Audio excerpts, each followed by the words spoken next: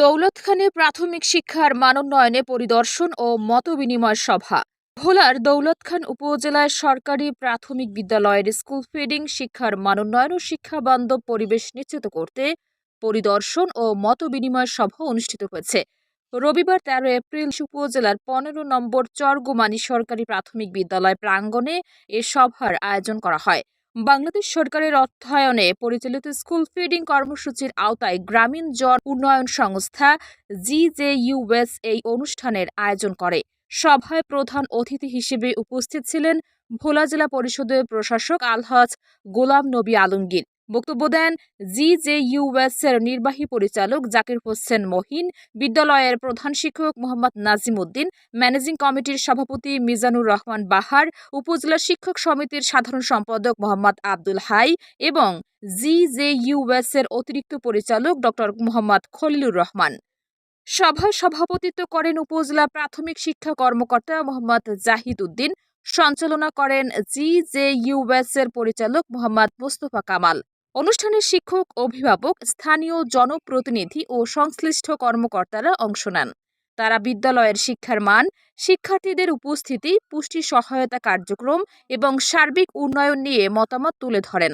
আলোচনায় জানানো হয়, স্কুল ফিডিং কর্মসূচির মাধ্যমে শিক্ষার্থীদের পুষ্টি নিশ্চিত করার পাশাপাশি ঝরে পড়া রোধ ও শিক্ষার মান উন্নয়নে ধারাবাহিক উদ্যোগ নেওয়া হচ্ছে।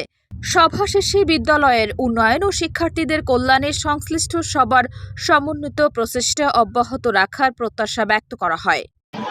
আমি আজকে দেখলাম দৌলতখানের একটি প্রাইমারি স্কুলের ফিডিং অনুষ্ঠানটা দেখলাম, কিভাবে কি করা হচ্ছে সব আমি পরিদর্শন করলাম, দেখলাম, মত বিনিময় করলাম। আমি অত্যন্ত আনন্দিত এবং খুবই খুশি হয়েছি। এই ধরনের ফিডিং ব্যবস্থা যদি আমাদের দেশে থাকে, আমরা গরিব দেশ, এই ছেলেমেয়েদের পেটে কিছু নেই, লেখাপড়া বা করবে কি, কিন্তু কিছু যদি সহযোগিতা করা যায়, বিভিন্ন সংস্থা থেকে করা হচ্ছে, যেটা আমি আজকে দেখলাম।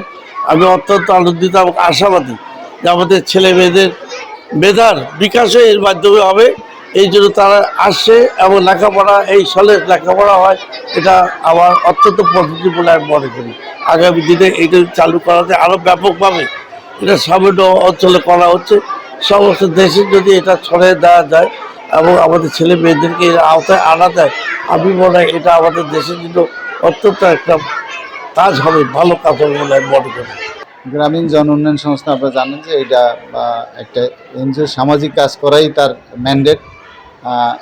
এই প্রকল্পটা শুরু করার পরে আমরা এই প্রকল্পের সাথে যুক্ত হয়েছে। আমরা যেহেতু সামাজিক অনুষ্ঠান, আমরা জানলে খুশি হবেন যে 151টা উপজেলায় সরকার হলো এই স্কুল ফিডিং কার্যক্রম চালু করছে। তার মধ্যে 111টা উপজেলায় হলো এনজিওর মাধ্যমে এটা পরিচালিত হচ্ছে, বাকিগুলো হলো বিভিন্ন ব্যক্তি প্রতিষ্ঠানের মাধ্যমে পরিচালিত হচ্ছে।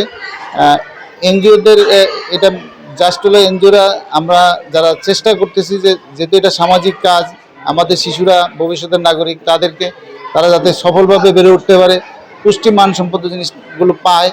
আর আরেকটা দ্বিতীয় বিষয় হলো, আপনারা জানেন যে এনজিও কখনো এটা সামাজিক প্রতিষ্ঠান, এটা কোনো ব্যবসায়িক প্রতিষ্ঠান না। বাচ্চাদেরকে স্কুলমুখী করার জন্য এবং ঝরে পড়ার হার রোধ করার জন্য এবং আগামী দিনে সুনাগরিক হিসেবে গড়ে তোলার জন্য যে গুণগত শিক্ষা, গুণগত মানসম্মত শিক্ষা গ্রহণ, এটা নিশ্চিত করার জন্য মাননীয় সরকার বাহাদুর প্রতিটা বিদ্যালয়ে প্রতিটা শিক্ষার্থীদের জন্য নিয়মিত দুধ, রুটি, কলা, বিস্কিট, ডিম সহ আরও অন্যান্য মানসম্মত খাবার সামগ্রী ব্যবস্থা করছে, যার জন্য স্কুলে উপস্থিতি বেড়েছে, ঝরে পড়া শূন্যের কোঠায় নেমে এসেছে প্রায়, এবং ছেলেমেয়েরা লেখাপড়ার দিকেও অনেকটা আগ্রহী হয়ে উঠেছে।